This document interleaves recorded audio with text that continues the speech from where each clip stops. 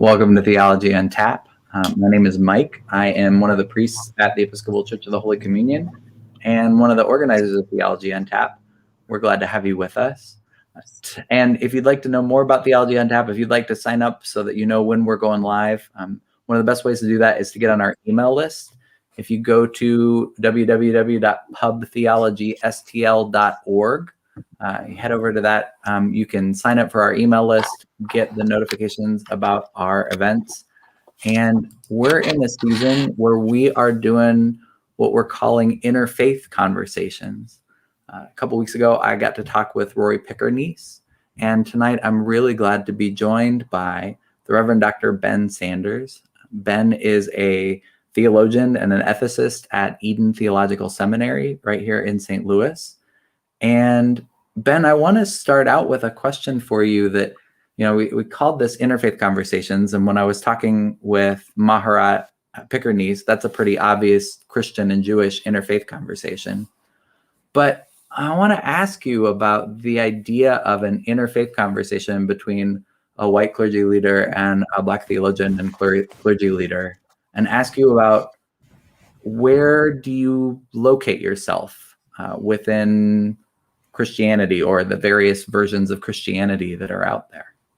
Yeah, appreciate that, Mike. And thanks as always for inviting me to Theology on Tap. This is not just because we're live now. This is one of my favorite things to do in terms of being publicly engaged here in the city. So I'm glad to be back. I think of myself and I speak of myself in public as a Black Baptist Christian. And it's important to me that Black comes before Baptist as really an important, is a critical modifier. By which I mean my commitment to Christ, my understanding of the gospel and its power and its centrality in my life has been, there's no way for me to account for those things apart from my experience as a straight Black male in America. And the lessons that I've learned about what my body represents to the society, to the powers in the society, to potential friends and allies and all of those different things, right? So there's no way for me to make sense of and to explain the sincerity of my faith in Christ without also talking about the experiences that I've had in this particular body. So that's some of how I kind of sort of orient or locate myself in the racialized religious phenomenon that is American Christianity. Oh, that's a really interesting racialized religious phenomenon that is American Christianity. I came up with that question about locate yourself within your faith tradition on purpose because after a trip to India, somebody explained to me that it's sort of improper to talk about Hinduism. That's really more of a family of religious traditions. It's better to talk about Hinduism. And I got thinking about Christianity versus Christianities. Yes. And that for me is to hear you say it's not something that I would do. And that, part of what I'm learning about whiteness is we think about it as normed or normal, right? But I would not think of my tradition as white Christianity. And yet I just saw a Pew Research thing, and the Episcopal Church is, it's in the top 10 most white of the denominations. We're not quite as white as the Lutherans or the Methodists, but we're close. But it's interesting to hear you talk about Black Baptist and that the order specifically matters for you. What is it about the Black church or the Black identity within Christianity that make sense of it a little bit? Talk a little bit about what it is that locates that for you. Yeah, there are a couple of levels on which I tend to think about that. The first is historical, and it has to do with how human beings that we now refer to as Black or African American arrived into this land, right? As we know or ought to know, it was not voluntary. And the religious world that my ancestors were dragged into was one that was incredibly hostile. And the primary function of Christianity as they were introduced to it was to control them and to justify their systemic dehumanization, which means that there's no way into the truth of the gospel for descendants of Africa without radically reappropriating what was presented to us as Christianity upon arrival. So I would start there historically. From the historical part, we encounter some of the most magnificent religious and theological work that has been done in the United States, because somehow the people that made it possible for me to be on this podcast heard the bad news of white Christianity and were able to listen and think around it into the reality of the people of Israel and their offspring, Jesus, and his story. And that has everything to do with, I think, the truth of the gospel. So now I'm making a theological claim, right? Yeah. Once you start to sort of even play with the stories of scripture, right? You start to play with stories about people who are oppressed, and prophets who try to warn groups about what it means to live with communal and individual integrity. Once you start to read about Jesus's life and his relationship to systemic and structural power, right? You have to intentionally, I think, kind of submerge and conceal the fact that that story is for communities that are oppressed and that are dehumanized regularly, right? So that's at least a couple of things that happened. First, the historical part. How did Black people get here? What was that original encounter with Christianity? And two, how is it that Black people, on what sort of religious grounds did Black people make Jesus their choice? And it's not the same religious grounds as were presented to them, right? The values that we find and uphold through the story of Jesus, through biblical stories, through Christian tradition, are not the same values that were held and espoused by the folks who thought that they owned my ancestors. And so that, to me, is really, really a critical aspect of understanding what American Christianity is, and then more specifically what Black, and in my case, what Black Baptist Christianity is. Yeah, it's a really, I mean, we've been wrestling with some of the history more in the past decade than at least any other time in my lifetime in our own tradition in the Episcopal Church. In both last Sunday, our priest associate, Mark Smith, did a conversation about the Slave Bible, and he was starting to put that together before Henry Louis Gates's Black Church documentary came out. But they spent some time talking about how our ancestors, Episcopalians, the Anglican Church, the Church of England folks, literally produced Bibles that lacked most of the book of Exodus, many of the Gospels, some of Paul's letters, because they knew that this was revolutionary stuff. This was this gospel message, this, hope of God is a liberative message. And that's the last thing that you want to hand to people who have been enslaved. That's right. That's right. Yeah, that's right. I think that there are certain aspects. Now, listen, we could have a whole other conversation about, aspects of scripture that are problematic and that need to be read very, very carefully in order to maintain their life-giving capacity.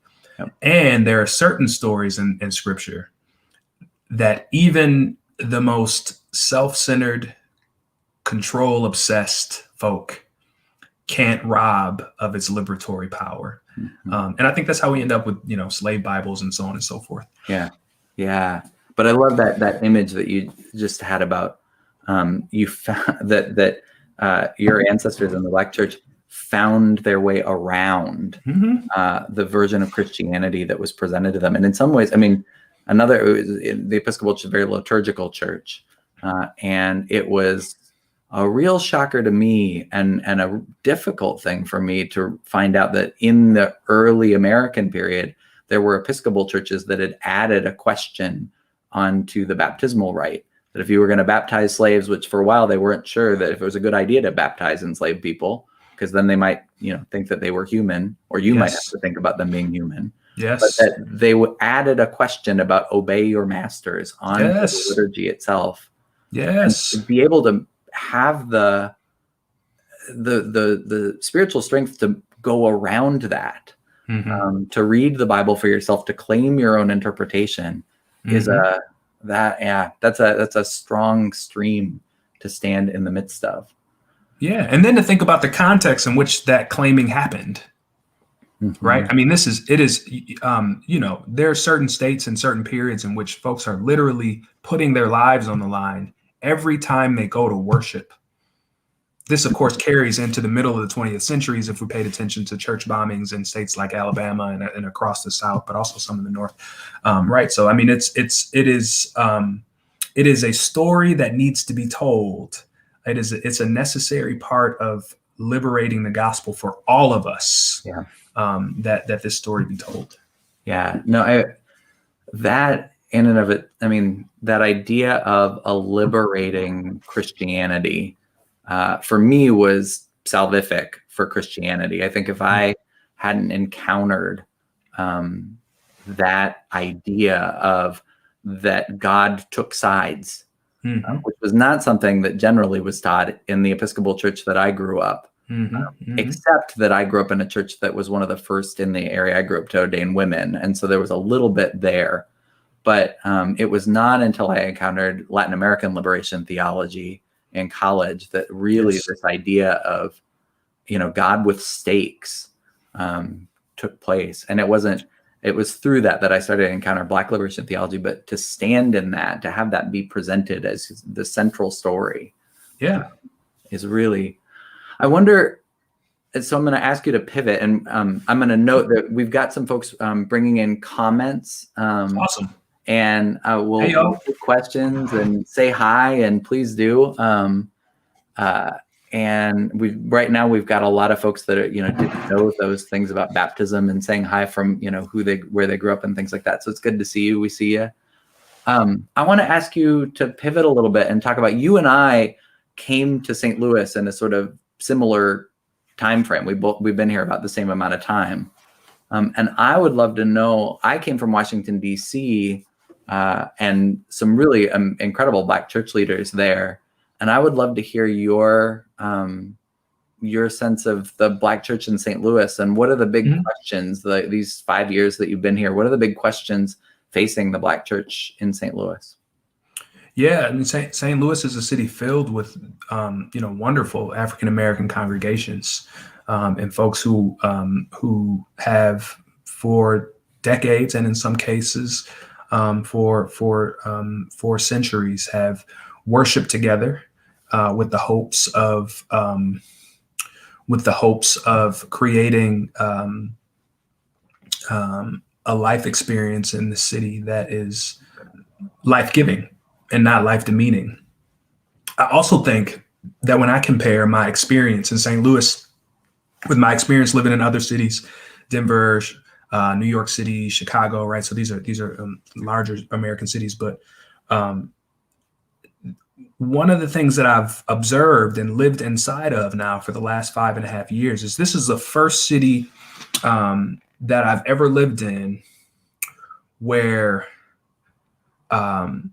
there is not one or four or five. There are not one or four or five outstanding Black congregations that folks can regularly point to and say, that's where we know to turn when questions of justice, when questions of local politics and policy, when questions of the meaning of our faith in deeply painful moments, right? Here are our leaders.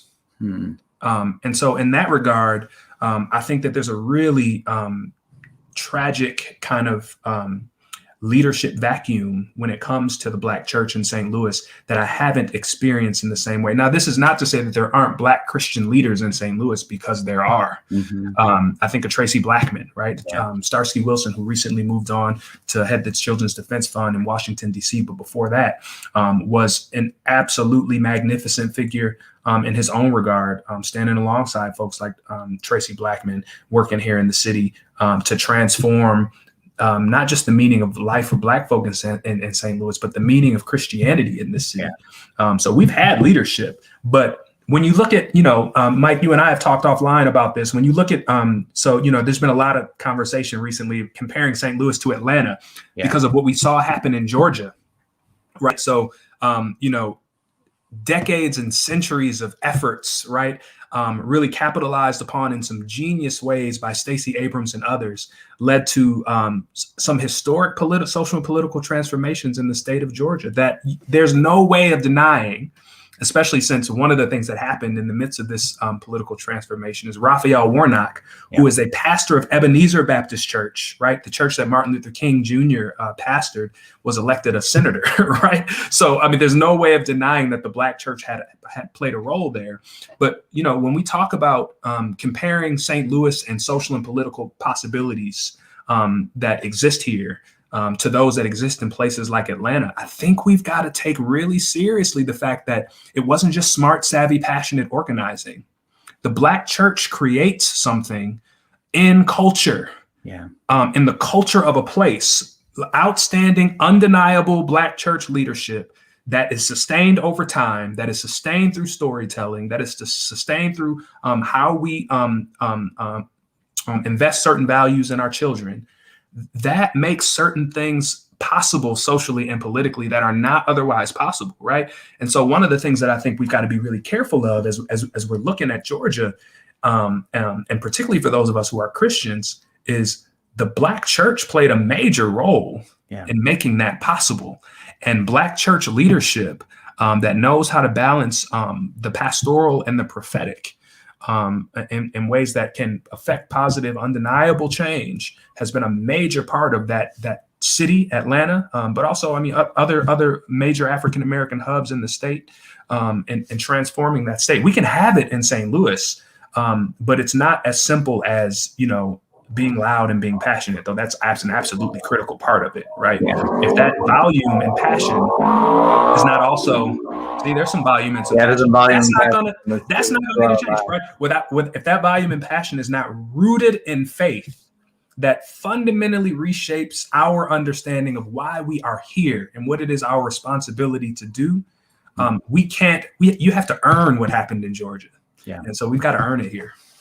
Yeah, I mean, like part I think of what I mean from my colleagues in Georgia, part of the strength of what happened in Georgia too was building and rebuilding of networks that, you have both a committed theological voice for sure, but that is also tied to institutional strength for places like Ebenezer, and those congregations are in strong relationship with others, that there's, part of what they did is they built a network.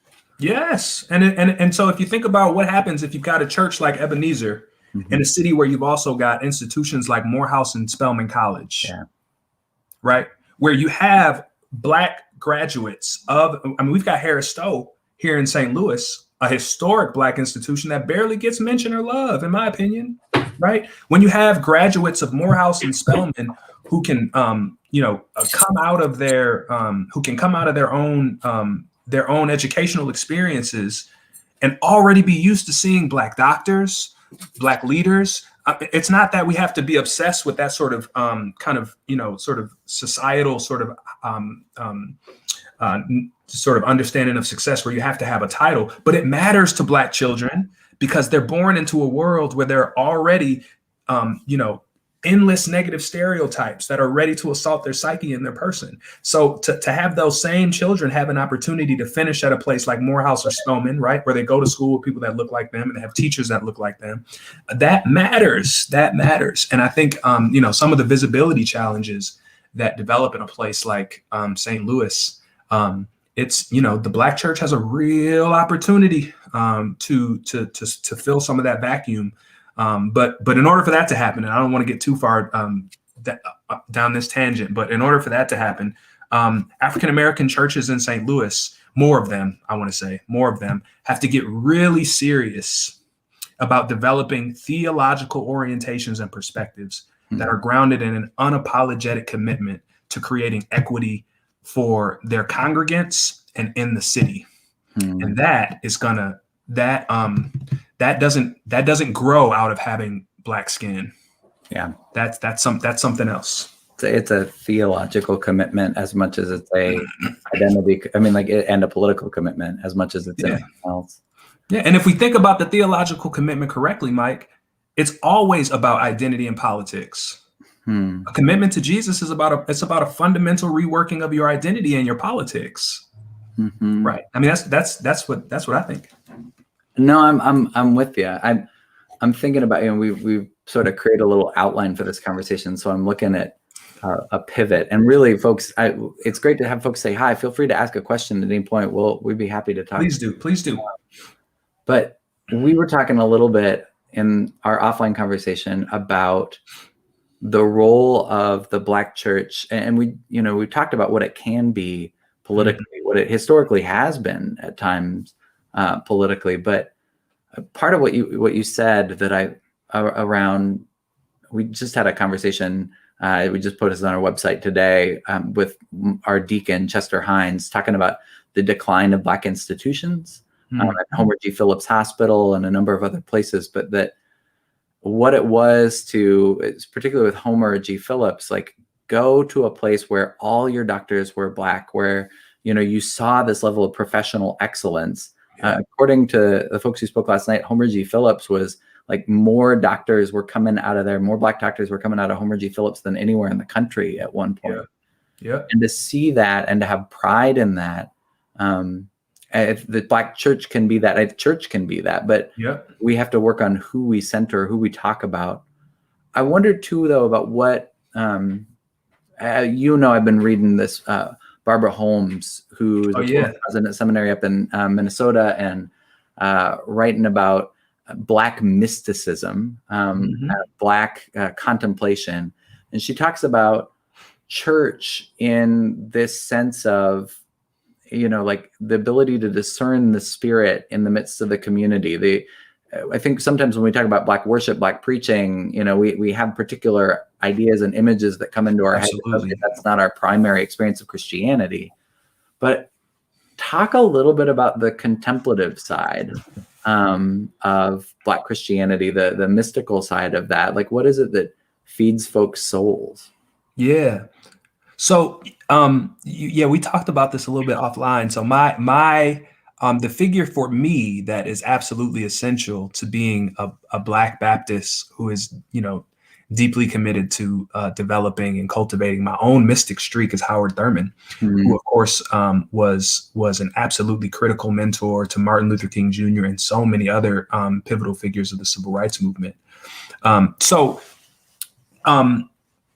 Here's some of what I would want to say about the way that I tend to think about contemplation and the sort of mystical aspects of Black religion. One, I think we should be honest. I want to be honest, at least in my own sort of understanding of Black religion, that there aren't a whole lot of folks, and this is, I think, one of the reasons Unspeakable Joy was written, right? There aren't a whole lot of Black Christians who consciously think about what they do on a regular basis as contemplative. Yeah. But with good working definitions and good scholarship, which I'm sure the book includes,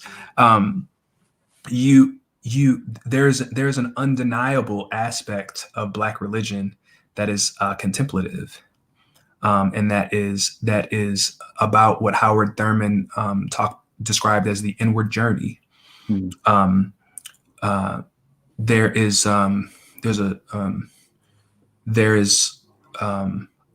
It's necessary for your spiritual life.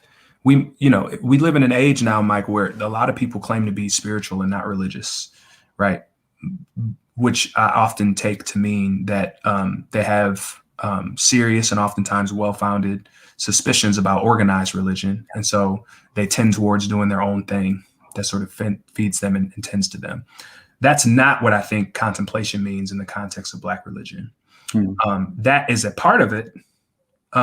But to me, to speak about Black religion is to speak about a religious experience that is always fundamentally communal. So the contemplation grows out of experience in that community.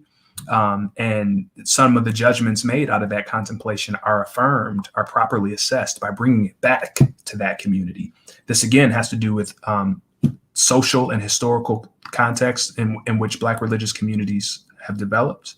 It also has to do with what it means to take spirituality and faith seriously in a society that is, again, fundamentally committed to assaulting your sense of self.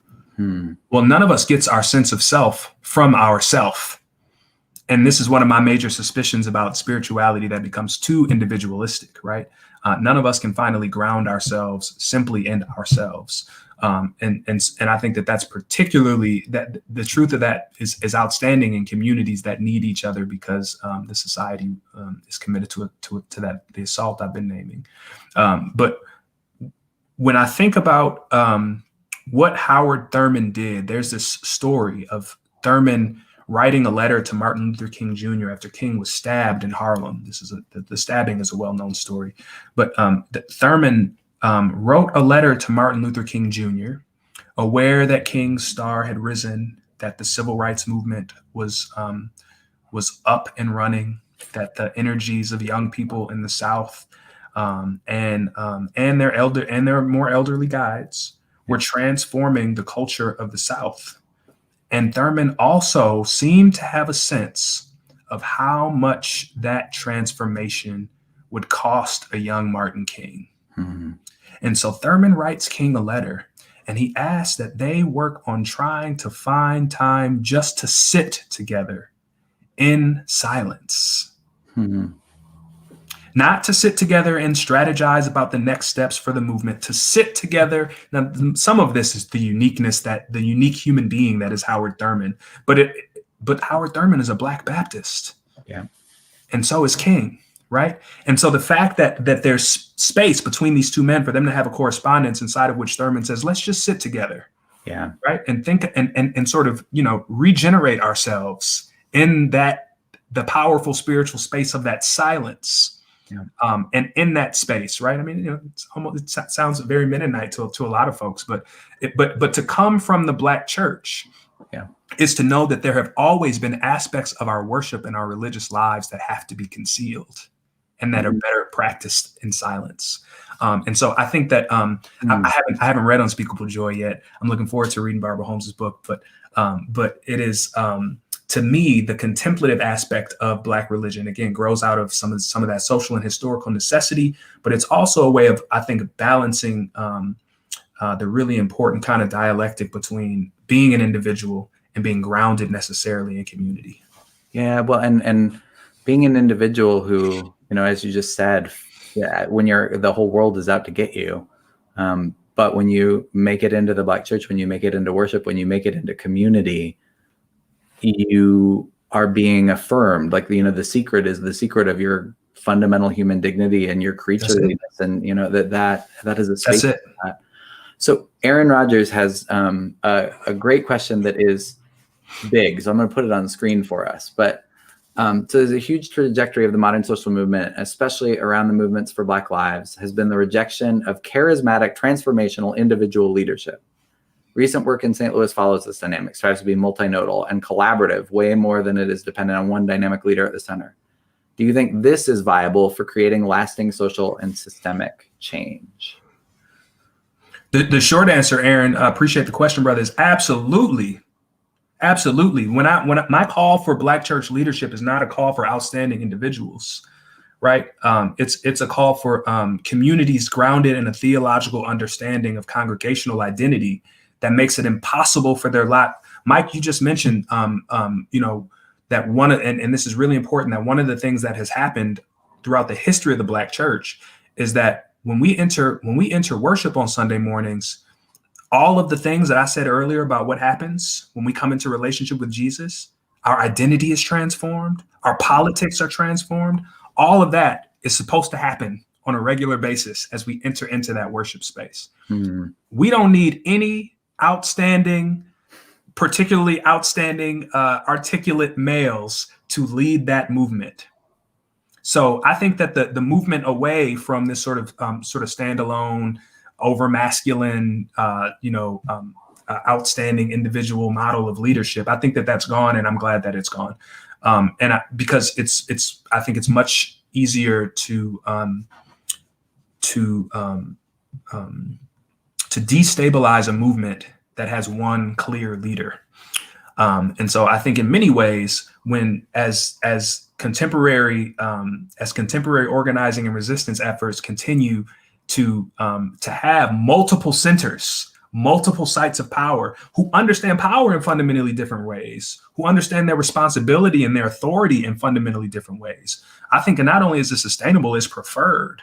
And that type of leadership, and this would be some of my pushback to right. I mean, it's so critical that resistance work that is going to last be spiritually grounded. I'm not saying we got to have one male pastor at the front. In fact, I would prefer for that not to be the case. But without a spiritual grounding, multiple centers can become exhausting confusion. Yeah. Another question that came up, what is it that the notion of separation and church and state, is that what is keeping Black churches from power? Or if it's not just a notion of separation and church and state, what is keeping? I think you're answering that partly by talking about spiritual groundedness, but give you a strike at that question. Black church politics and the separation of church and state. Yeah, I mean, I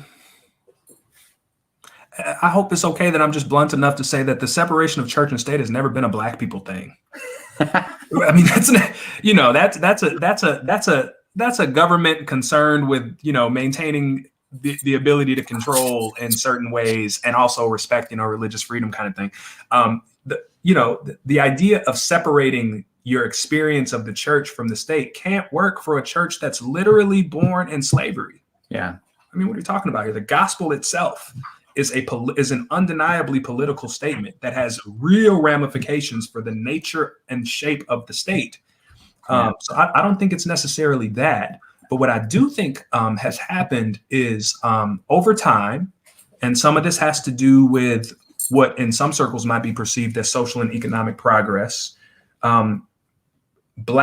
many African-American churches have become more concerned with institutional stability than with what might be called radical and prophetic witness. Now, I could start a whole bunch of fights by saying what I just said. Yeah. Because what I'm not saying is that institutional stability doesn't matter to Black people. The only people who say that, I think, are people who are really ill-informed about the history of Black people trying to establish institutions, right? The Black church, of course, is the first institution that Black people control in the United States. So institutional stability is really critical for some of the storytelling work that I was talking about earlier, right? But institutional stability, we got to be very clear about, and the best Black churches are very clear about the price, the cost. There's got to be a point at which we will say, listen, we are who we are without this building. And many churches are facing that right now, whether they want to or not. Yeah. We are who we are without, this sort of recognizable sort of name and establishment sort of identity that often is affiliated with American churches. Who we are is not rooted in things that you can give or take away. That is the Black church at its core. So I'm not against institutional stability unless that institutional stability is pursued at the expense of the calling of the gospel to liberate God's people through the transformation of our identity and our politics. Yeah, I mean, coming from the other side of that, right? The white church understanding of church and state, and Episcopalians in some ways have invented that. James Madison is the one who wrote it in, and used to write a church that he helped found.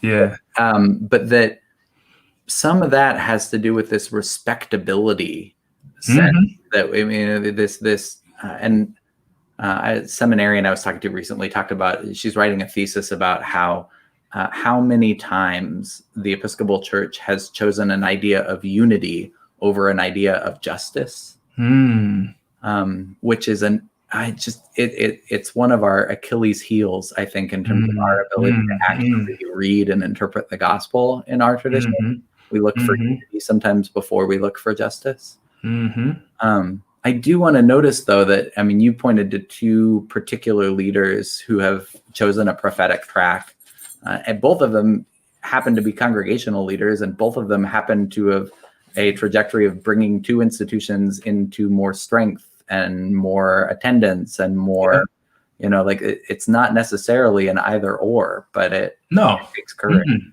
Yeah, it's that balance, right? I mean, it really is that balance. But when you use the word respectability, when that becomes, when the issue of respectability and perception starts to drive too much of the ministerial work and the missional work of the church, well, then we've got a real issue. And in a lot of ways, think about W.E.B. Du Bois's classic notion of double consciousness, or some of the things that authors like Ta-Nehisi Coates, or more recently, I've been reading both Brittany Cooper and also Isabel Wilkerson, right? Authors who have a very clear understanding that some of what it means to be Black in America is to be constantly negotiating identity in a world where you're being watched, right? It is, as Du Bois said, to constantly work out your understanding of your identity through the eyes of an other. And the liberation that Christ offers us means that thing gets halted at a point where it will cost us in ways that are deep and sacred, right? In many ways, one of my favorite talking points on this point around respectability has to do with, and we don't have to get off on this today, but it has to do with how we are going to make historical and theological sense of President Obama. Yeah. Not the man, but his position, right? And what that means for the future of progressive Black politics and the Black church. Yeah, I think I've read some about debating how much Obama is offered up as a Messiah figure. Becomes a real, and if there's one thing that he was really clear that he was not, but how that gets read is a really interesting question. I want to spin it as we started with a question about, is this an interfaith conversation? I think we've settled into, we definitely both come from roots that at least made different claims around the gospel, or have historically made different claims around the gospel. One of the things I've heard a lot, and often hear it in February because that's when we tend to hear a lot of Dr. King too. But is this idea about, Dr. King said that 11 o'clock on Sunday morning is the most segregated hour in America. What, and from a white church perspective, that's often lamented. That's often we shouldn't be so segregated in our worship and in our religion. I wonder about how that hits you. What is your? To put a finer point on that interfaith question that we started with, I do think that oftentimes conversations between Black and white Christians, particularly Black Christians who are products of congregations and theological lives, religious lives that are more sort of prophetic in orientation and grounded in a historical understanding of Black identity. I do think that conversations between those kinds of folks and white Christians tend to be interreligious, interfaith conversations. And so, I think that,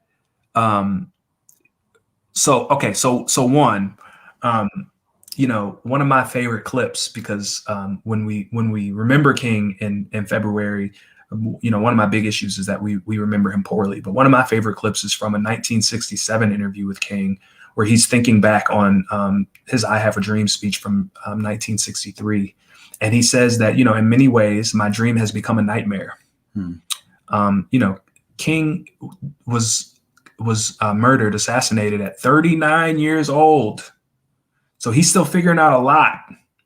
So one of the things that King models for us, if we read him closely, and if we just resist the urge to ossify him, on the steps of the Lincoln Memorial eternally, right? If we let him live as he did for 5 more years, and listen to what he learned from his experiences, listen to what he learned from SNCC, listen to what he learned when he went to places like Chicago, and he saw how racism, economic violence, and militarism manifested themselves in social contexts different from the one he grew up in. When we sit with that King, some of what we discover is, I think that there are texts to make this argument very compellingly. King, his understanding of integration had everything to do with beloved community. Hmm. And if beloved community means anything else for white Americans, it is an invitation to fundamentally rethink who in the world you understand yourself to be in the first place. Yeah. There is no beloved community is not just, okay, I usually hang out with a bunch of black people on the weekends. I'm going to start hanging out with some white people too, so we can create beloved community. No. Beloved community for King was about a fundamental transformation of who we understood ourselves to be in relation to each other. Mm-hmm. Now, that's a two-way street, and there's power on both sides. So it's not that all of the work and possibility falls in the laps of white people. But it does mean, because of what we know to be true socially, historically, and in a contemporary sense about the way power plays out in America, that there's a whole lot of work to be done among white folks to have healthier relationships with African Americans, but also communities of color in general. Yeah. I'm teaching a class at Eden Seminary right now where I teach theology and ethics. And one of the books that we're reading today was for a class earlier today was we were looking at anti-immigration sentiment in the United States from 1865 to 1915. So to look at how that xenophobia, right, and how that racism was manifesting itself in ways that continues to use the same language, continues to use the same logic. That language and logic cannot exist unless there are a whole lot of white folks somewhere who continue to tell the same stories about their identity and about their religion in ways that are undisturbed, right? I mean, that's how we can hear in someone like former President Donald Trump rhetoric that's straight out of the late 1800s, and that resonates deeply with tons of people, right? So I've kind of lost track of the question there, Mike. So no, I think that's right. I think I preached a couple of sermons around the insurrection at the Capitol, talking about problems with idolatry and the need to call for conversion. Yeah, and I think that is exactly right. Like when people give that quote to me these days, I kind of say, but the thing is, there was only one church that was segregated. Right. The black church didn't ever say white people weren't allowed to come. Yeah. And if a white person came in a black church, the biggest worry was, are they, they're spying for the cops or something. But it's not a question of in the same way that white churches, built special sections or entirely excluded black folks. That's right. So it's a different, I think and it means that there's some confession and uprooting of theological convictions that have to be wrestled with. Yeah, that's a really helpful framing from what you're saying of there's an invitation there to continue to learn the history, but to talk about the way that those theological narratives continue to frame what's going on in the, we don't talk about the white church enough. We talk about the church and the black church, but I think we've been seeing the consequences of the white church in months in ways that is waking up and scaring some folks. No, I think you're absolutely right. One of the things I've been for some years now doing some research on the sort of theological and social ethical meaning of Black identity in America. And one of the things that I'm convinced that Black identity is in the context of America, among other things, is it's an invitation. It's an invitation in the same way that you shared that your introduction to Latin American liberation theology really grounded you in your faith in a different way. The best of the Black church is an invitation to anyone who would accept it to fundamentally rethink the gospel in light of stories that we absolutely positively refuse to stop telling and should not stop telling. Right. That's not just about, Black History Month is not just, okay, well, now we get, 28, in a good year, right? We get 28 days to tell our stories. Yeah. No, I as a seminary professor, I try to tell our stories all year because when you tell stories about folks at the bottom, because of the way societal and structural injustice works, you tell stories that everyone can find themselves in if they have the courage to do so. Yeah. It's you have to, to tell the story, for example, about the fact that, Dred Scott happens here in Missouri. right? So now all of the institutions in St. Louis and in Missouri need to be thinking about their identities in relation to that case, which has, undeniably shaped the culture and the politics of this state to this day. Yeah. So we got to tell those stories of the folks who have suffered and survived, and the ones who have suffered and died, because those are invitations. Those Black stories are invitations to all of us to rethink our identities together. There's a possible entryway into beloved community, but we got to name the white church for what it has been, right? And whenever I like to just, whiteness is a lie, and this idea is becoming more sort of pervasive in the culture. So I know a lot of folks have heard it, but you just got to really internalize that if you think of yourself as white, some of what you're working on, what I hope you're working on doing is making sense of that lie that's so reified in our society that millions of people don't know how to think about who they are apart from it. I mean, whiteness is there are authors who have good white authors who have written on whiteness as a prison that locks people into and away from each other and themselves, right? And so I think we have a real opportunity through hearing painful stories and through telling some of the painful stories that white folks have had to learn to repress in the name of their whiteness, right? For self-discovery. And for rediscovering new grounds on which we can actually be together in healthy intimacy, right? Where it's not about one side trying to control the other or profit off of the other. We can actually be what is depicted in the Gospels. But again, we got to earn it. We got to earn that. Well, and I mean, the control, but also feel superior to.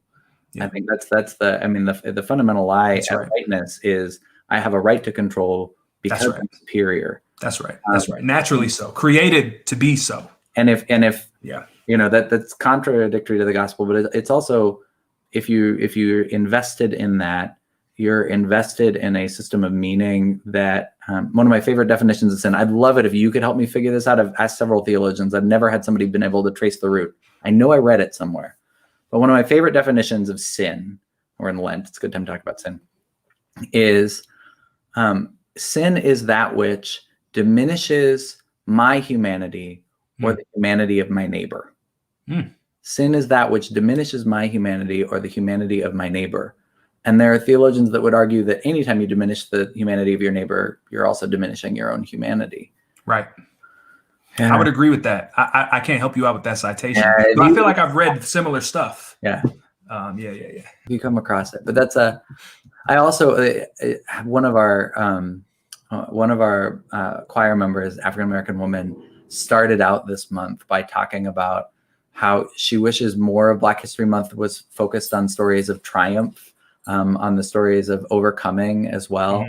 And I would say, as much as I agree with you, like we need to understand Dred Scott, we need to understand the stories that make Missouri. We got to talk about the Missouri Compromise. I mean, we got to talk about the stories that make Missouri politics to this day.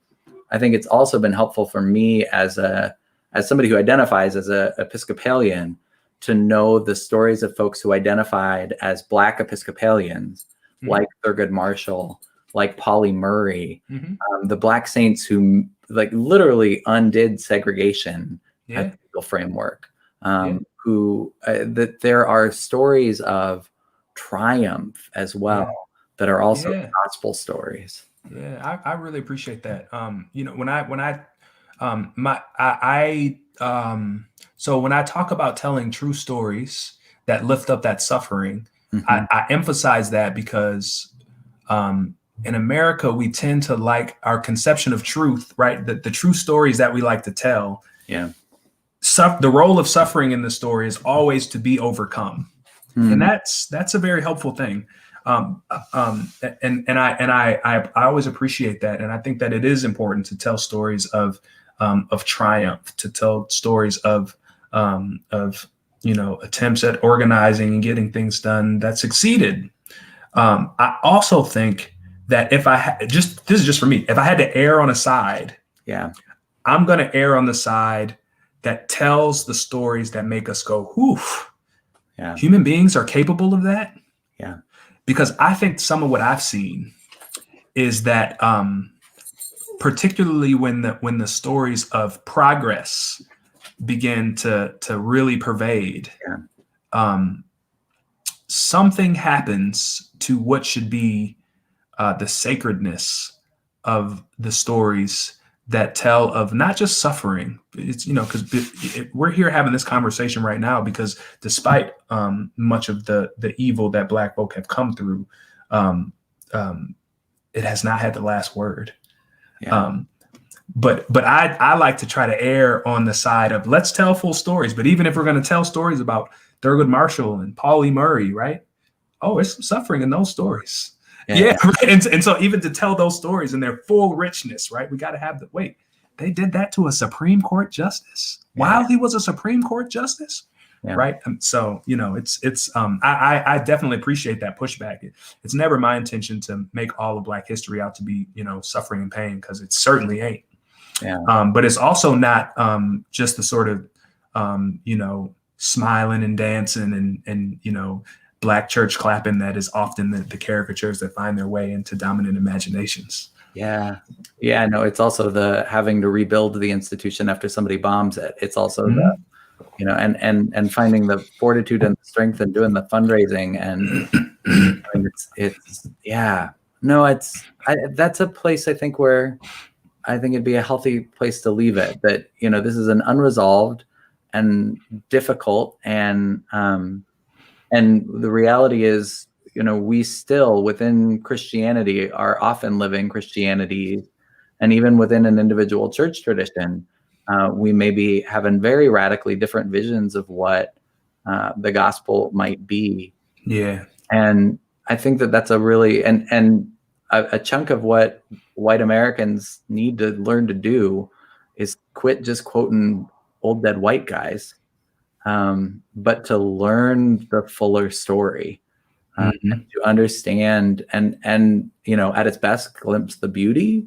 Yes. The gospel as it has been rescued by the Black community in America, but at times also, we're in Lent, struggle with the depths of sin. Yes. And pain.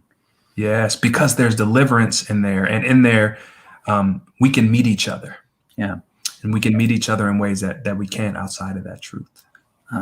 Yeah. Ben, thank you. Always a pleasure, my brother. Always a pleasure to be with you, man. Always good to talk to you. And for those of you who are on live with us, or those who are listening later, there are questions up at that website, pubtheologystl.org, that I mentioned earlier.